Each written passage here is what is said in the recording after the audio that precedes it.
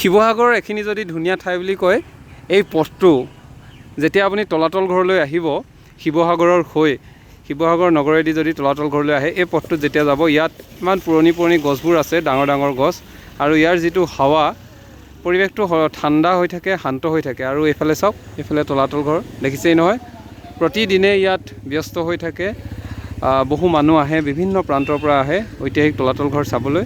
কিন্তু বিশেষকৈ মই এই পথটো আপোনালোকক দেখাইছোঁ। এই পথটো ইমান বেছি ভাল লাগে, আৰু শিৱসাগৰ পুখুৰী পাৰত যিটো এটা পৰিৱেশ, সমান্তৰালভাৱে তলাতল ঘৰ, এই পথটো কিন্তু বহুত বেছি ভাল লগা, বহুত বেছি ভাল লাগিব এই পৰিৱেশটোত। আপোনালোক যদি আহিছে, নিশ্চয় বহুলোকে আহিছে তলাতল ঘৰ চাবলৈ, অসমৰ ভিন্ন প্ৰান্তৰ লগতে বিশ্বৰ বিভিন্ন প্ৰান্তৰ পৰ্যটকসকল আহে। কিন্তু এই পথটোত যেতিয়া যাব, আপোনাৰ এটা বেলেগ এটাই ভাইবছ, অৰ্থাৎ বেলেগ এটা ভাল লাগিব। অৰ্থাৎ গৰম দিনতো ইয়াত বতাহ বলি থাকে। এই পৰিৱেশটো সঁচাকৈ এটা নিৰ্জন পৰিৱেশ আৰু ভাল লাগে।